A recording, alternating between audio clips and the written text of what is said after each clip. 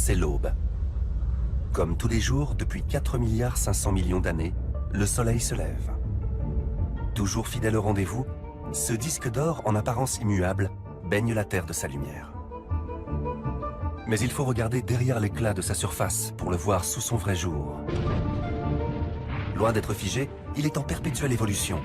C'est un astre tumultueux et violent. Ces pierres colaires peuvent causer des ravages à la surface de notre planète. Comprendre le Soleil, c'est comprendre les forces qui régissent l'univers.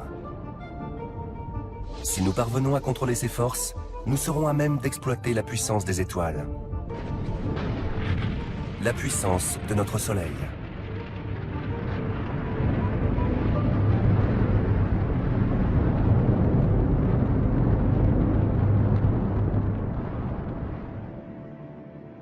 Tout commence avec le Big Bang, il y a environ 13 milliards d'années. En un instant, l'univers était né.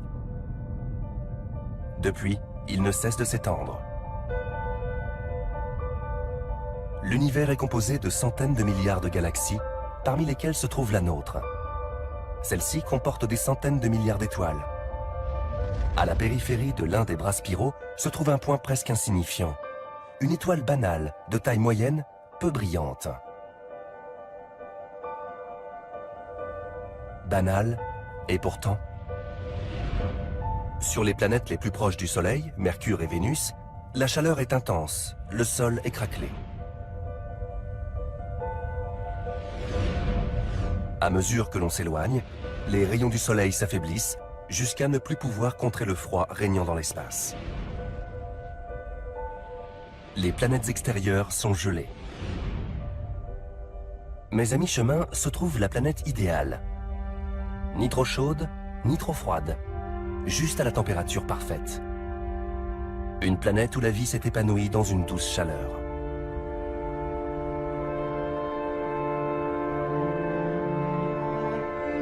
La vie sur Terre n'est possible que grâce à la présence du Soleil. Il permet à l'ensemble des écosystèmes de fonctionner et fait vivre la totalité des plantes et des animaux. Sans lui, notre planète serait un immense désert dénué de toute forme de vie. Conscients de la puissance de cet astre, les hommes l'ont toujours vénéré. Et ils ont toujours également cherché à percer ses secrets.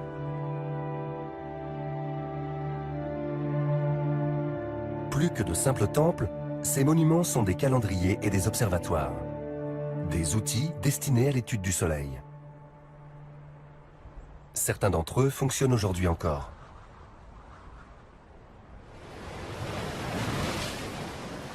Voici les Orcades, des îles britanniques situées au nord de l'Écosse. Ici, on ne connaît que trop bien l'importance du Soleil. En été, les jours sont longs et la lumière intense. Mais en décembre, tout change. C'est le milieu de l'hiver, il est 11 h du matin et il ne fait pas encore tout à fait jour. Il y a un vent très fort qui vient de l'Atlantique. Il fait froid et humide, un temps typique de cette saison.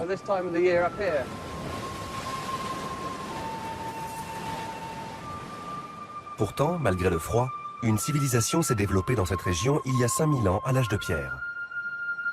Une société dont les vestiges jonchent aujourd'hui encore le sol de l'île.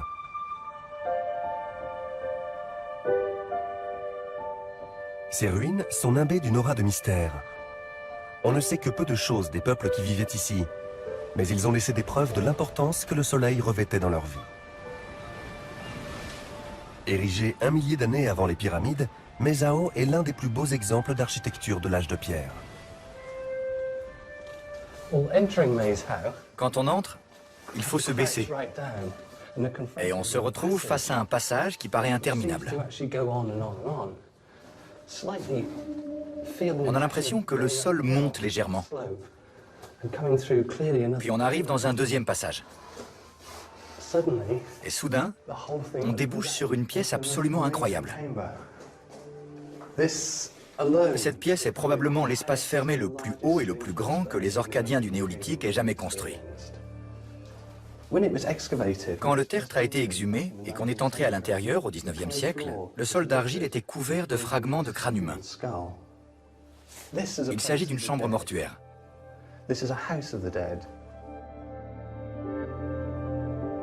La plupart du temps, les occupants de la tombe sont plongés dans l'obscurité totale. Mais lors du solstice d'hiver, le jour le plus court de l'année, au coucher du soleil, il se produit un phénomène surprenant.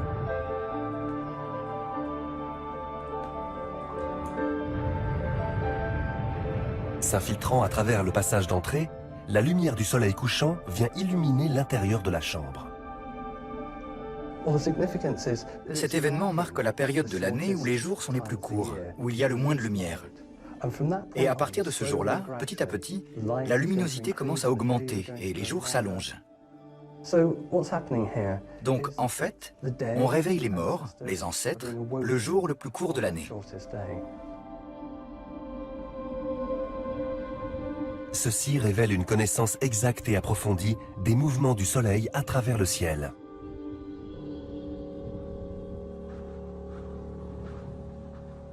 C'est une première étape sur la voie de la compréhension du soleil et de son influence sur notre planète. Afin de poursuivre cette quête, nous nous sommes embarqués dans un voyage aux confins de l'espace et au cœur de la matière. Au fil de nos découvertes, le soleil nous a réservé bien des surprises. Pour nos ancêtres, sa force résidait dans sa fiabilité. Toujours à l'heure, immuable. Mais la réalité se révèle très différente. Le soleil est souvent perçu comme un objet figé, mais il évolue en permanence. On peut observer ses changements de minute en minute ou d'heure en heure. Il est loin d'être statique et ennuyeux. Il évolue, il vit sa vie. Les observatoires solaires modernes amplifient et filtrent la lumière du soleil pour obtenir une image nette de sa surface.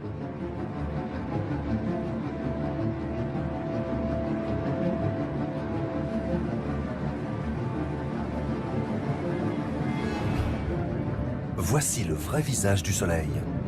Il est en pleine ébullition. Différente à chaque instant, la surface forme de grosses bulles, telle une gigantesque marmite de soupe.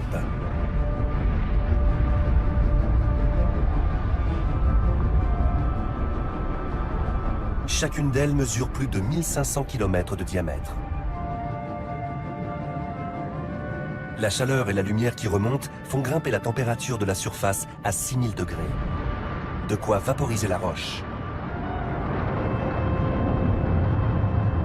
Le Soleil occupe un volume énorme. Il pourrait contenir plus d'1 million de fois la Terre. D'immenses explosions se produisent périodiquement à sa surface, libérant en quelques secondes une énergie équivalente à celle produite par des milliards de bombes atomiques. Tous ces phénomènes concernent les couches externes. Pour mieux comprendre le Soleil, il nous faut savoir ce qui se passe à l'intérieur, là où l'énergie est générée.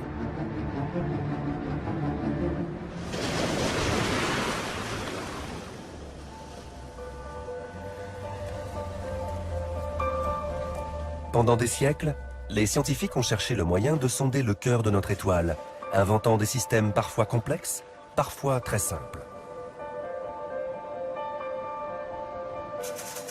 La première étape consiste à évaluer la puissance du Soleil.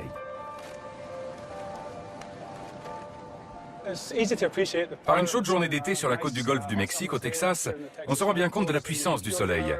On le sent sur sa peau malgré la crème solaire. Mais ce qui se passe concrètement à l'intérieur du Soleil, sa puissance, l'énergie qu'il dégage, c'est difficile de l'appréhender.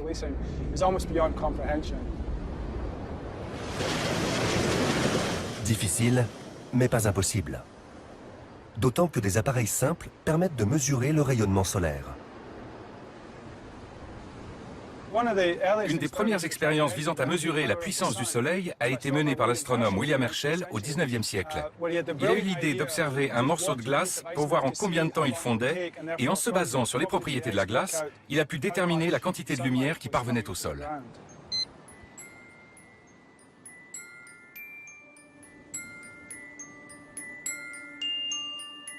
Certes, l'expérience n'est pas des plus spectaculaires. Mais William Herschel avait compris qu'en mesurant le temps qu'un morceau de glace mettait à fondre, il pourrait calculer la puissance totale du Soleil.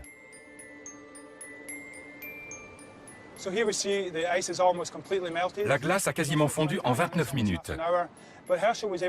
Grâce à cette expérience, Herschel a pu mettre en évidence certaines propriétés fondamentales du Soleil. Son raisonnement était le suivant. Dans le laps de temps qu'il lui faut pour faire fondre un morceau de glace d'un demi-centimètre d'épaisseur sur Terre, sachant qu'il rayonne dans toutes les directions, le Soleil pourrait faire fondre toute une coquille de glace qui l'entourerait. Une coquille d'un diamètre de 300 millions de kilomètres. Vu ses dimensions, cette coquille contiendrait un volume considérable de glace, de quoi former un glaçon plus gros que la Terre. Pour faire fondre une telle quantité de glace en seulement une demi-heure, il faudrait un flux d'énergie égal à 1 milliard de milliards de milliards de watts. Bien qu'approximative, cette mesure va se révéler étonnamment précise. Les données des satellites modernes confirment les chiffres avec une marge d'erreur de seulement quelques pourcents. Le Soleil émet une quantité presque inconcevable d'énergie. Si on pouvait l'exploiter, ne serait-ce qu'une seconde, on pourrait alimenter la planète entière en électricité pendant 1 million d'années. Mais connaître la quantité d'énergie libérée par le Soleil ne nous dit pas comment cette énergie est générée. Jusqu'au milieu du XXe siècle, personne n'avait la moindre idée de la façon dont le Soleil fonctionnait. Pour les scientifiques contemporains de William Herschel, c'était un mystère. On se demandait bien sûr comment le Soleil était alimenté. Et des gens très intelligents ont suggéré qu'il était peut-être alimenté au charbon. Ça peut paraître ridicule, mais pourquoi pas le charbon? Dans cette partie du 19e siècle, c'était une des principales sources d'énergie sur Terre.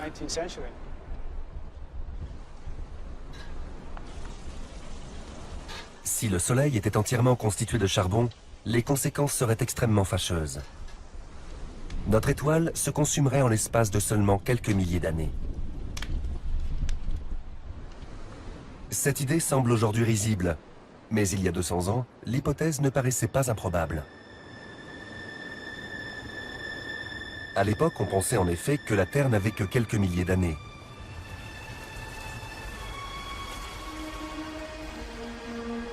Mais au milieu du 19e siècle, apparaît une nouvelle science qui aboutit à une toute autre conclusion quant à l'âge de la Terre. En observant les couches sédimentaires les plus profondes, les géologues découvrent que la Terre est bien plus ancienne que tout ce qu'on avait pu imaginer jusqu'alors. Ils en concluent que le Soleil brille également depuis bien plus longtemps.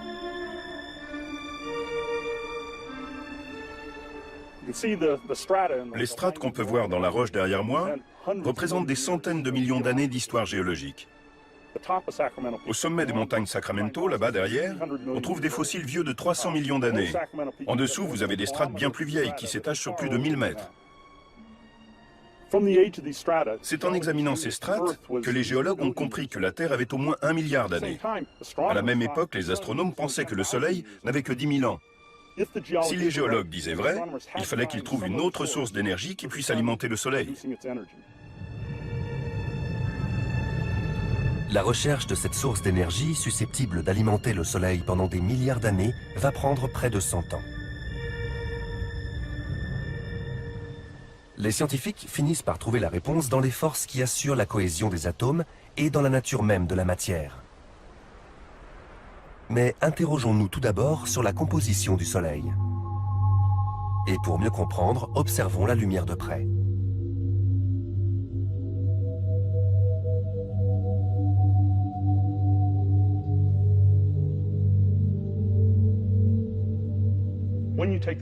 Quand on fait passer la lumière du Soleil à travers un prisme, qu'on la décompose en différentes couleurs, on remarque qu'elle n'est pas uniforme, qu'il y a des zones plus sombres. Chacune de ces raies sombres correspond à un élément chimique particulier. Chaque élément a sa propre série de raies. Chaque élément chimique absorbe la lumière à une fréquence donnée, produisant une raie noire dans le spectre solaire. À mesure que la lumière voyage à travers le Soleil, tous les éléments laissent leur marque. Ainsi, lorsque la lumière nous parvient, elle contient la formule chimique entière du Soleil.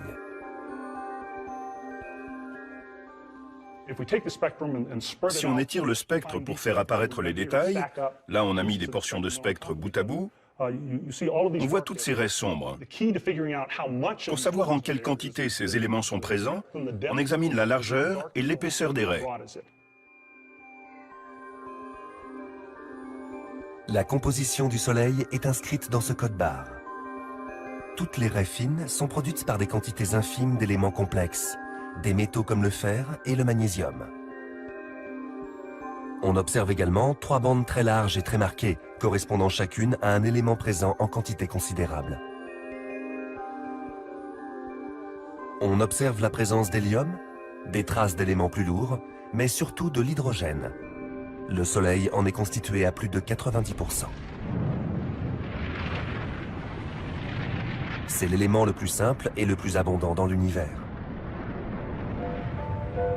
Le secret de la puissance du Soleil résiderait donc dans ce gaz. Si vous observez attentivement le ciel nocturne, vous verrez d'immenses nuages d'hydrogène flottant dans l'espace interstellaire. Appelés nébuleuses, ces nuages peuvent s'étirer sur des centaines d'années-lumière.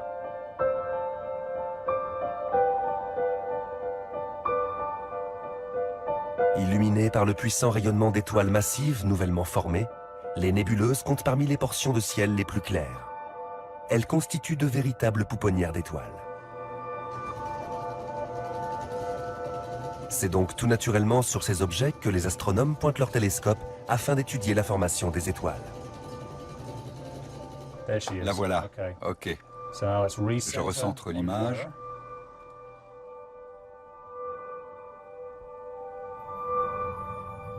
En étudiant différentes nébuleuses, on peut reconstituer les étapes de la genèse des étoiles.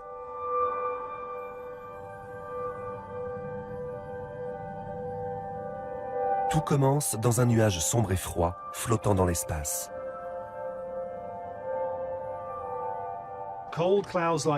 Les nuages froids comme celui-là sont très stables. Il peut s'écouler des milliers, voire des millions d'années avant qu'il se produise quoi que ce soit. Pour que le processus de formation stellaire s'amorce, il faut un déclencheur. Ça peut être par exemple les effets de l'onde de choc produite par une supernova. Une étoile massive voisine du nuage a explosé en fin de vie, et des ondes de compression très énergétiques se propagent dans toutes les directions. Elles rencontrent le nuage de gaz et le compriment. Les ondes de choc déstabilisent le nuage, lequel se fragmente en nuages plus petits et plus denses. C'est là que se forment les embryons d'étoiles. Dans ces régions, la force de gravitation accrue attire de plus en plus d'hydrogène. C'est la phase d'accrétion qui va durer 1 million d'années. Au sein de chaque petit nuage, la compression d'un volume croissant d'hydrogène entraîne une hausse de la température. Le nuage ne produit pas encore de Dans le lumière. cas de notre système solaire, toutes les planètes tournent dans le même sens que le Soleil et se situent dans le même plan orbital, le même disque plat autour du Soleil. Pourquoi? Parce que le système solaire s'est formé initialement à partir d'un large disque. Une fois le système solaire en place, il ne reste plus à la jeune étoile qu'à s'allumer. Une fois amorcée, la transformation est soudaine et irréversible. Le processus finit par se déclencher. Et cette première réaction de fusion libère tellement d'énergie que tout s'accélère. L'étoile illumine une large région et commence à briller en l'espace de quelques minutes. C'est un processus très rapide. Dans cette explosion de lumière, l'étoile est devenue ce qu'elle sera toute sa vie.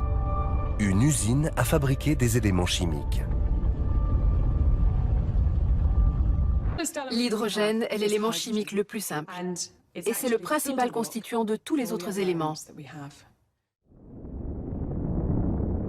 Au cœur du Soleil, les protons, ou noyaux d'hydrogène, fusionnent pour donner de l'hélium. Cette réaction paraît simple. Pourtant, elle ne peut se produire que dans les conditions les plus extrêmes. Comme ces protons portent tous les deux des charges positives, ils ne s'assemblent pas spontanément. Il faut les presser l'un contre l'autre. Et pour ça, il faut des températures très élevées, mais aussi des pressions très élevées. La seule région du Soleil suffisamment chaude et dense est son noyau. Une zone qui représente plus de la moitié de la masse de l'étoile et moins de 2% de son volume. Dans cette région où règne une température de 15 millions de degrés, les protons sont projetés si violemment les uns contre les autres qu'ils fusionnent. Un noyau d'hélium est un peu plus léger que la masse combinée des 4 protons dont il est composé. Et comme nous l'explique Einstein, c'est cette petite différence de masse qui libère de l'énergie. L'énergie est égale à la masse multipliée par la vitesse de la lumière au carré. La vitesse de la lumière étant très élevée, même avec une très petite masse, on obtient une énorme quantité d'énergie. Et c'est cette énergie qui alimente notre Soleil. Au sein du Soleil, 5 millions de tonnes de matière sont converties en énergie pure à chaque seconde. Pourtant, bien qu'elle brûle depuis 4,5 milliards d'années, notre étoile n'a épuisé que la moitié de ses réserves d'hydrogène. La lumière produite dans le noyau doit parcourir un demi-million de kilomètres pour atteindre la surface. Or, elle se déplace très lentement. Le cœur du Soleil est si dense qu'elle ne progresse qu'à raison d'1 millimètre par seconde. Ainsi, lui faut-il jusqu'à 200 000 ans pour effectuer le voyage du noyau à la surface. Ensuite, il lui faut en revanche seulement 8 minutes pour atteindre la Terre. Voici le phénomène de fusion nucléaire observé à 150 millions de kilomètres de distance.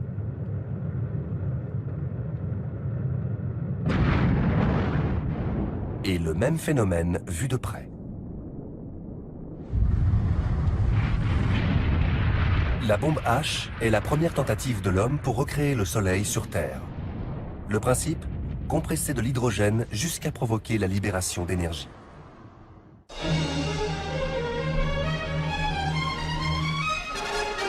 Hier outil de destruction, la fusion nucléaire contrôlée pourrait permettre de résoudre les problèmes énergétiques mondiaux.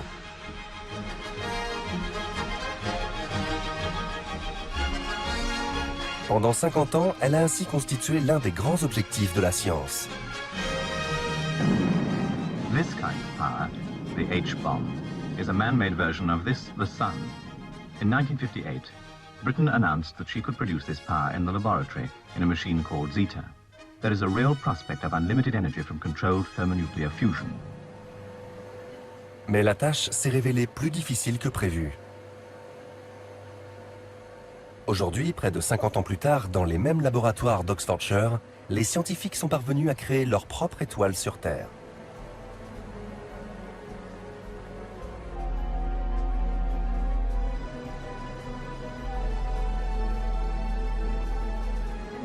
Ready when you are? Okay, ready. We're going shot 1, 4, 6, 5, 8.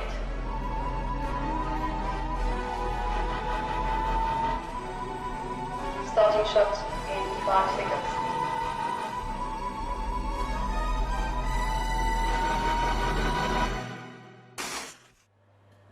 Là encore, rien de très spectaculaire. Mais en ralentissant l'image 300 fois, on découvre la manière dont le plasma gazeux est comprimé et chauffé pour créer les conditions les plus extrêmes du système solaire.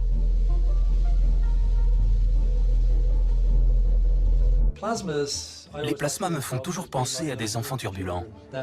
Ils ont de l'énergie à revendre. Ils ont envie de faire des bêtises. Et c'est à nous de les en empêcher. Pour réaliser une réaction de fusion sur Terre, la température doit être 10 fois supérieure à celle qui règne au centre du Soleil. En bombardant le plasma avec un faisceau de neutrons rapides, on parvient à porter les particules à plus de 100 millions de degrés. La libération d'énergie peut alors se produire.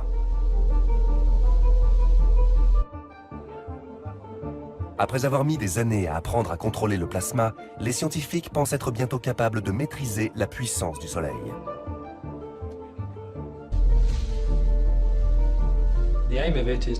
L'objectif, c'est d'être capable de produire une énergie bon marché, propre et inépuisable pour les générations futures.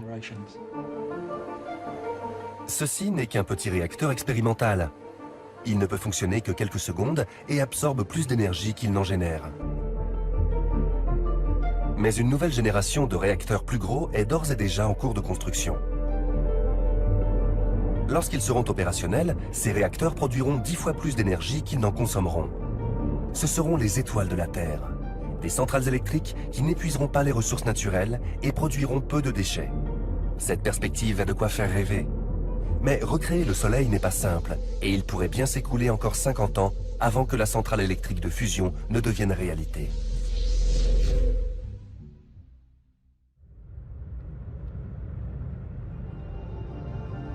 D'ici là, il faudra nous contenter du vrai Soleil. Et ce n'est déjà pas si mal, car il suffit d'un rayon pour nous redonner le moral.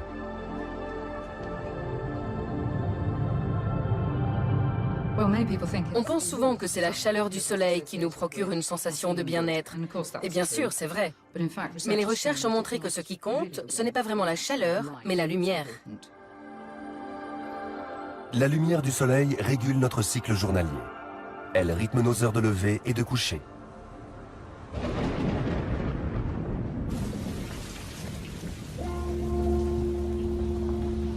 Lorsqu'il n'y a pas assez de lumière, ces rythmes sont déréglés avec des effets potentiellement désastreux.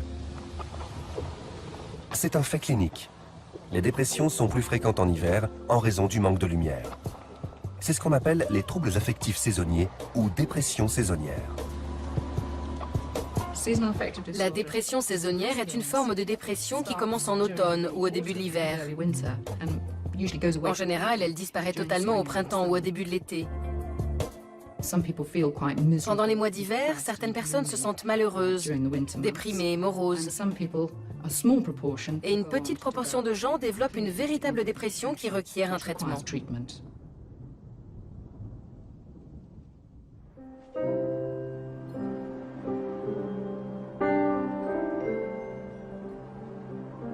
Le manque de lumière, les habitants de Rattenberg, charmant village du Tyrol autrichien, en souffrent périodiquement.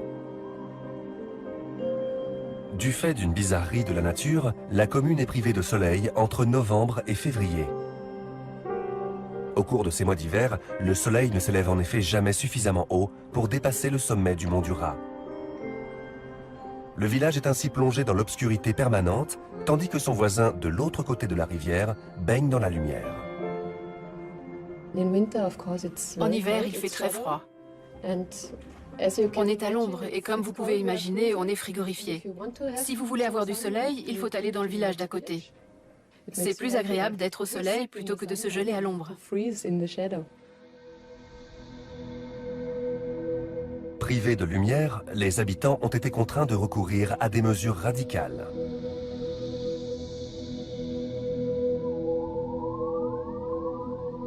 Elmar Zangirl est spécialiste de l'éclairage. Il peut se targuer d'avoir apporté de la lumière naturelle à certains des plus grands bâtiments du monde. Pourra-t-il sauver Rattenberg?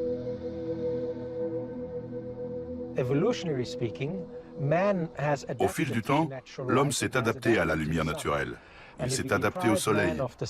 Et si on le prive de soleil, sa qualité de vie s'en ressent. Comment vous sentez-vous quand vous passez une semaine plongé dans le brouillard?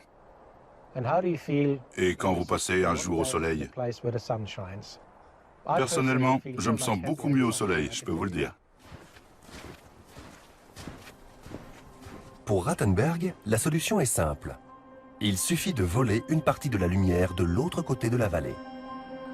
Une série d'énormes miroirs réfléchiront la lumière du soleil vers un deuxième ensemble de miroirs placés sur le château surplombant le village, lesquels redirigeront les rayons sur les rues en contrebas.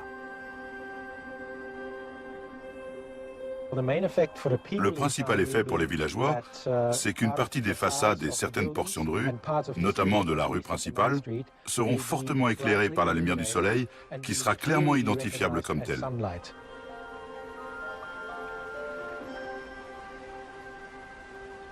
Cela peut paraître incroyable, et pourtant, le système fonctionne. Que ne ferait-on pas pour un rayon de soleil? Notre étoile est cependant bien plus qu'une ampoule électrique géante. D'autres forces sont à l'œuvre en son noyau. Des forces qui évoluent de minute en minute et d'année en année. Des forces qui déchirent sa surface. On commence tout juste aujourd'hui à comprendre ces phénomènes et l'influence qu'ils exercent sur la Terre. Mais on connaît leur existence depuis des centaines d'années du fait de la présence des taches solaires.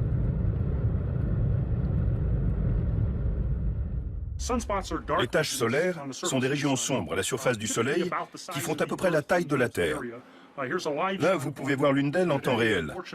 Aujourd'hui, il y a du vent et des nuages et l'image n'est pas très nette. Mais avec des images très haute résolution, on peut observer des structures détaillées dans les taches.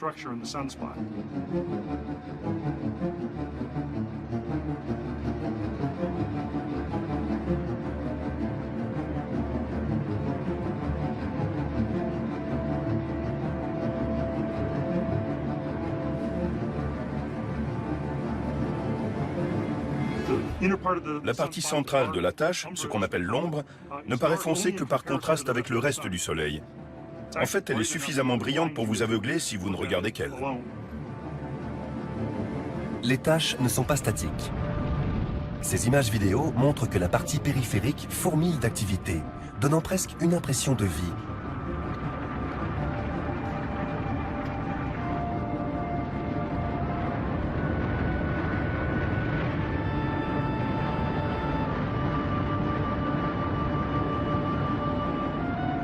Les mouvements des taches solaires sont étudiés depuis 400 ans. Depuis le jour où Galilée a pointé sa lunette sur le Soleil et a fait la première découverte capitale sur son activité. Surpris de voir des taches noires fluctuant à sa surface, le célèbre astronome suit leur évolution sur plusieurs jours et constate qu'elles se déplacent toutes dans la même direction. Pour Galilée, l'explication est simple. Le Soleil tourne, et ce, plus vite à l'équateur qu'au pôle. Cette découverte va se révéler essentielle dans notre quête pour mieux comprendre le fonctionnement de notre étoile. Depuis l'époque de Galilée, on a consigné les apparitions et disparitions des taches solaires. Et des variations ont rapidement été mises en évidence. Tantôt le Soleil est couvert de centaines de taches, tantôt il n'en présente aucune. Peu à peu, un schéma s'est dégagé. Quand on observe les taches sur plusieurs années, on constate qu'elles apparaissent selon un cycle moyen de 11 ans. On passe d'un minimum solaire où le Soleil peut ne présenter aucune tache pendant des mois d'affilée, à un maximum solaire où vous pouvez avoir des centaines de taches à la surface du Soleil. Puis on observe à nouveau un déclin pendant environ 6 mois, jusqu'à ce qu'on revienne au minimum. Jusqu'à tout récemment, personne ne savait ce qui alimente le cycle solaire, ni d'où viennent les taches solaires. On s'était toujours douté que les cicatrices à la surface du Soleil avaient une influence sur la Terre. Mais quelle était-elle exactement? Les gens proposent toutes sortes de corrélations avec le prix du blé, l'épaisseur de la fourrure des animaux. J'en reçois tous les jours. Il y a un type qui vient sur mon site web pour essayer de prédire les cours de la bourse à partir de l'évolution quotidienne des taches solaires. Vous n'avez pas posté les chiffres, il me les faut. Mais dites-moi, ça marche votre truc là? Et mon pourcentage alors? Une chose est sûre, les taches solaires ont une influence sur le climat de la Terre. Mais cette influence est subtile. L'impact le plus important jamais généré par un événement solaire n'a été remarqué que 300 ans plus tard. À l'époque, l'astronome Robert Maunder étudiait les centaines d'années d'observation des taches solaires conservées à l'Observatoire royal de Greenwich.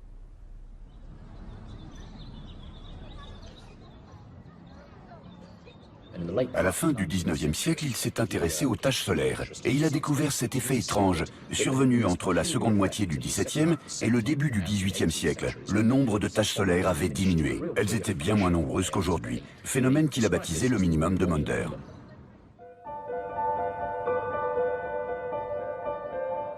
Pendant 70 ans, de 1645 à 1715, les taches solaires disparaissent. C'est comme si le moteur qui entraînait le cycle solaire s'était arrêté. Ce phénomène coïncide presque exactement avec la dernière période de froid prolongé dans l'hémisphère nord, période que l'on nomme le petit âge glaciaire. Ce qui est intéressant, c'est que ce petit âge glaciaire ne correspond pas à une chute marquée des températures. Mais une baisse d'1 ou 2 degrés suffit à provoquer des effets spectaculaires, comme la dérive de la banquise, la disparition des colonies vikings au Groenland, ou encore la diminution de moitié de la population d'Islande. En Grande-Bretagne, il faisait froid au point que la Tamise gelait régulièrement en hiver.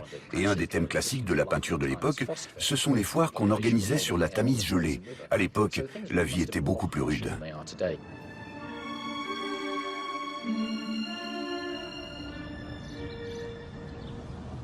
La disparition des taches solaires a modifié les conditions à la surface du Soleil, provoquant le refroidissement de la Terre.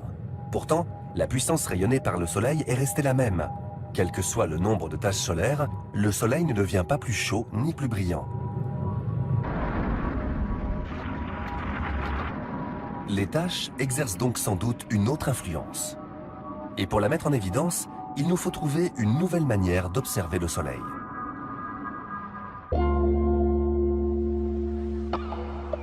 Notre étoile ne nous envoie pas seulement de la chaleur et de la lumière. Les amateurs de bronzette le savent bien, le rayonnement solaire comporte également des UV. Ces rayons atteignent la Terre en quantité suffisante pour nous brûler la peau. Pourtant, ils ne représentent qu'une fraction des UV émis par le Soleil. Le reste est filtré par l'atmosphère. Cela signifie que l'image que nous avons du Soleil depuis la Terre n'est pas complète. Pour le voir dans toute sa splendeur, il faut aller dans l'espace.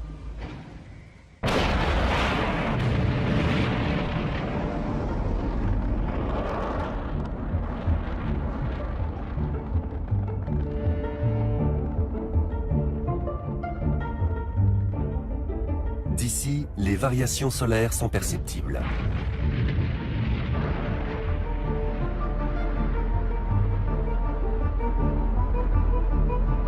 Dans l'extrême ultraviolet, les taches solaires sont très lumineuses.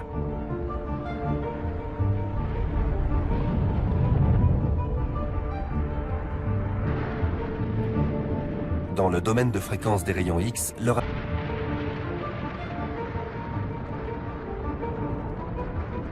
En lumière visible, on observe la surface du Soleil. En rayons X et ultraviolets, on observe cette atmosphère qui atteint 1 million de degrés, contre 6000 degrés en surface. On voit donc une autre partie en constante évolution.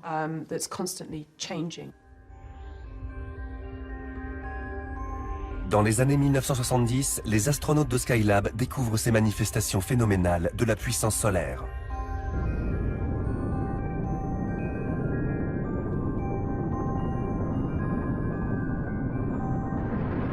Personne auparavant n'avait vu le Soleil sous ce jour.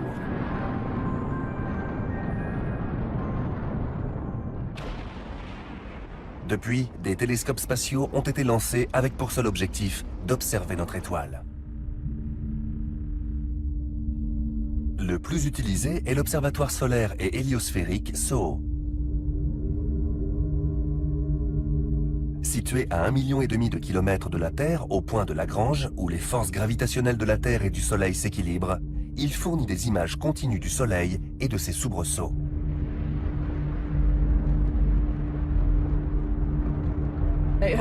SOHO a bouleversé notre compréhension du Soleil. On peut voir le noyau central et observer les éjections de masse coronale jusqu'à une distance de 30 fois le rayon du Soleil. SOHO a joué un rôle essentiel dans la compréhension de la puissance explosive du Soleil.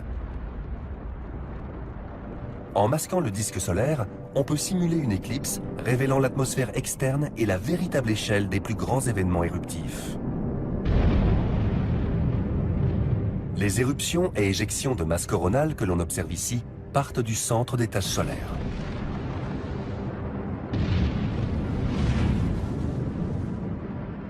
Lors d'une éruption solaire, la température atteint des dizaines de millions de degrés. Elle augmente de façon spectaculaire en un laps de temps très court.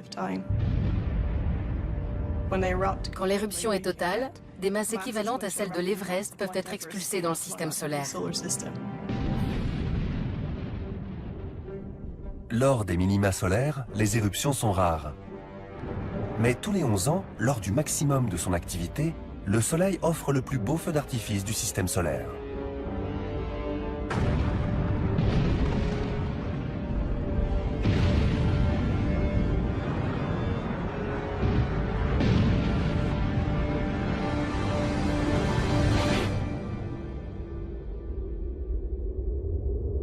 Les astronomes commencent tout juste à comprendre les causes de ces explosions. Celles-ci ne sont pas déclenchées par les réactions de fusion, mais par la force du magnétisme. La surface de notre étoile est parcourue par un réseau complexe de lignes de champs magnétiques. Et une carte magnétique révèle un schéma familier à sa surface. Les zones de champs magnétiques les plus fortes coïncident exactement avec la position des taches solaires. Dans ces zones, la force du champ magnétique peut être amplifiée jusqu'à 10 000 fois. Les régions où le champ magnétique est le plus fort correspondent aux taches solaires. Le champ magnétique des taches est de l'ordre de 1000, 2000, voire 3000 Gauss. Et si vous prenez des aimants comme ceci, le champ magnétique est de l'ordre de 1000, 1500 Gauss. Ces aimants ont donc à peu près la même force magnétique qu'une tache solaire. La seule différence, c'est bien sûr qu'une tache solaire est beaucoup plus étendue. Donc la quantité d'énergie présente dans le champ magnétique solaire est énorme. Mais la force du champ magnétique en un point donné est théoriquement maîtrisable. Les taches solaires ne sont que la manifestation visible de champs magnétiques si puissants qu'ils peuvent empêcher la chaleur et la lumière de remonter en surface.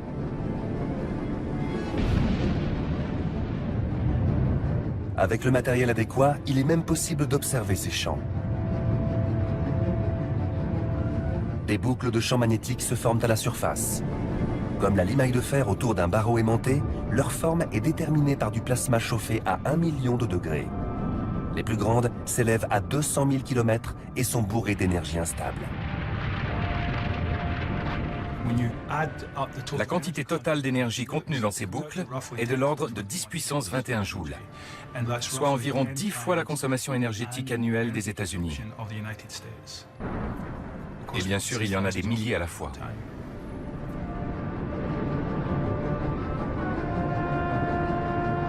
La formation de boucles résulte de la déformation du champ magnétique solaire. Le Soleil tournant plus vite à l'équateur qu'au pôle, il entraîne avec lui les lignes de champ, les étirant et les tordant comme des élastiques. À mesure que le cycle se poursuit, les champs sont de plus en plus déformés et percent la surface de l'étoile. Lors du pic d'activité, le Soleil tout entier est couvert de boucles tendues à l'extrême. Lorsque la tension est trop forte, les boucles se rompent. Il se produit alors une éruption solaire. Toute l'énergie emmagasinée dans les champs magnétiques est libérée d'un seul coup. C'est comme quand vous tendez un élastique. Quand vous le lâchez, il vole à travers la pièce.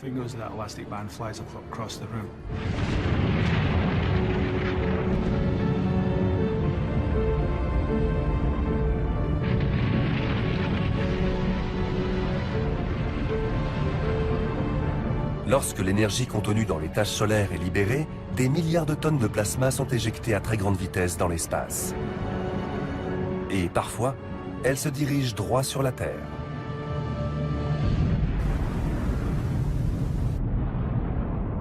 Ce flux de plasma voyage pendant 2 jours à travers l'espace. Au voisinage de la Terre, il est dévié en grande partie par le champ magnétique terrestre. Toutefois, la déformation de ce dernier produit des effets à la surface de notre planète. C'est ce que l'on appelle la météorologie de l'espace, et ces manifestations sont parfois magiques. Les aurores boréales, fabuleux spectacle de lumière et de couleurs, résultent de la collision des particules du vent solaire avec le champ magnétique terrestre au niveau des pôles. Lorsqu'elles viennent heurter la haute atmosphère, ces particules illuminent les ciels polaires.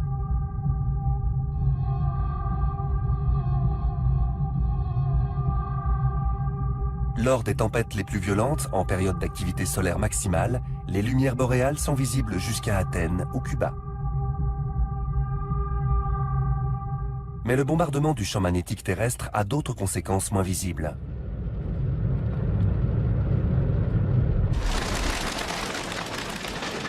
Les animaux migrateurs qui s'orientent grâce au champ magnétique peuvent perdre leur point de repère. Les pigeons voyageurs ne retrouvent pas le chemin du pigeonnier.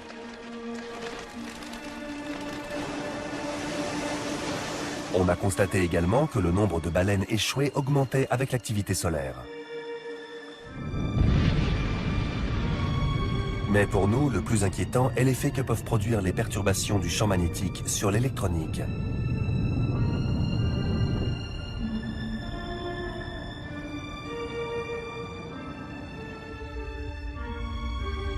Les tempêtes les plus violentes peuvent endommager ou détruire les satellites.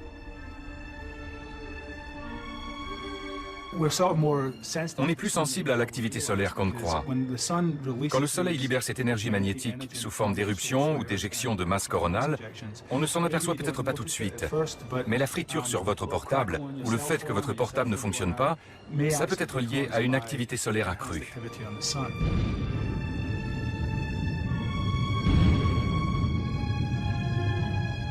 Les téléphones portables, la télévision, la navigation aérienne et même les systèmes de guidage de missiles. Tous ces secteurs dépendent de satellites de communication et peuvent être perturbés par la météorologie de l'espace. Plus on dépendra de ces systèmes, plus on ressentira les effets des colères du Soleil.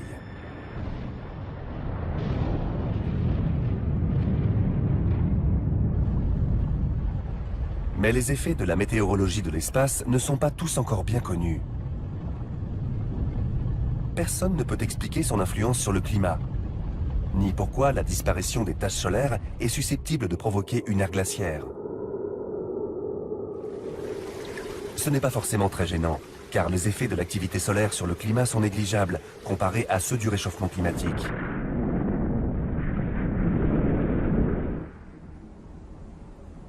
Alors que la planète se réchauffe, le Soleil pourrait toutefois se révéler comme une source de refroidissement inattendu.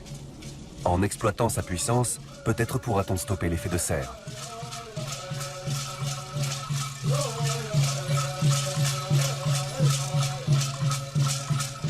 Les Indiens des déserts du sud-ouest américain ont compris depuis des centaines d'années l'importance de vivre dans le respect de l'environnement.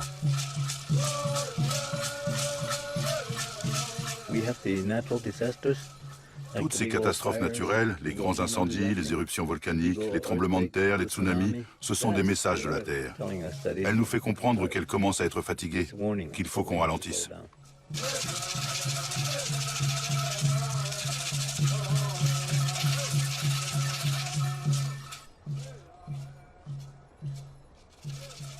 Sur les mesas d'Arizona, dans une région qui n'est pas alimentée par le réseau électrique, se trouve Old Oraibi, le plus ancien foyer de peuplement des États-Unis. Depuis 1000 ans, les Indiens Hopi y vivent en harmonie avec la nature.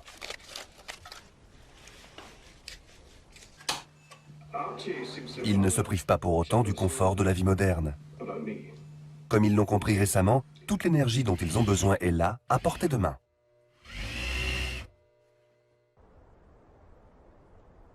Sous le ciel dégagé du désert, ces quelques panneaux solaires suffisent à couvrir les besoins en électricité de toute une famille.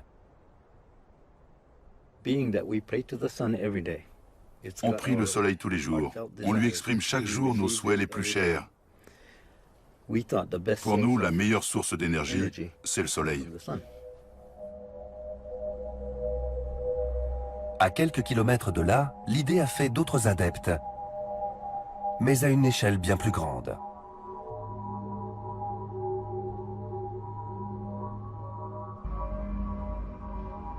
Ceci est un concentrateur solaire, l'une des toutes premières centrales solaires. Ces dernières sont peut-être sur le point de résoudre la crise énergétique qui frappe les villes de l'Ouest américain. Les gens veulent faire marcher leur clim, leurs ordinateurs et allumer la lumière toute la journée. Et on manque d'électricité. Or, à 150 millions de kilomètres, il y a un four solaire qui permet la vie sur toute la planète. Dans le passé, on était incapable d'exploiter ce potentiel. Les systèmes n'étaient pas assez efficaces et trop coûteux. Aujourd'hui, la technologie nous permet de construire des systèmes à grande échelle, qui sont rentables et très efficaces. Chaque parabole suit le mouvement du Soleil à travers le ciel, concentrant les rayons en un seul point où la chaleur est alors convertie en électricité. Cette technologie est 2 fois plus efficace que tout autre système de production d'énergie solaire. Chaque parabole peut alimenter en électricité un petit village. Un champ de paraboles peut alimenter une ville entière. Chaque système produit environ 25 kW, de quoi alimenter une dizaine de foyers. On prévoit d'en utiliser 20 000 unités, ce qui représente environ 500 MW, soit l'équivalent d'une centrale thermique au charbon ou même d'une centrale nucléaire. Le contrat de construction de la première centrale solaire commerciale vient tout juste d'être signé. Cette dernière déploiera ses panneaux sur 13 km² à travers le vaste désert californien et permettra d'alimenter en électricité la ville de San Diego. À terme, grâce au progrès de la technologie, de tels systèmes pourraient être implantés dans le monde entier.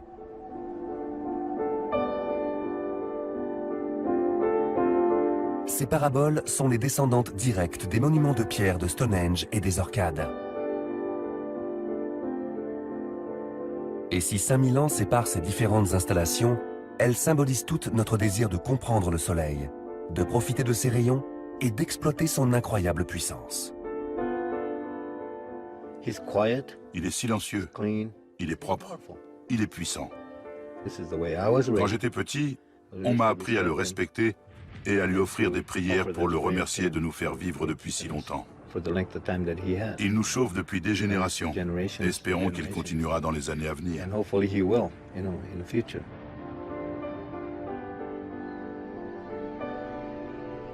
Le Soleil continuera sans doute à briller pour toutes les civilisations futures. Si l'homme survit encore 1 milliard d'années, il sera toujours là.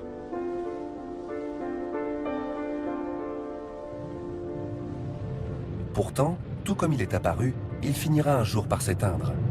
Et la Terre disparaîtra avec lui. Dans 5 milliards d'années environ, le Soleil arrivera à court d'hydrogène. Il deviendra alors une géante rouge. Puis soudainement, notre étoile cessera de briller.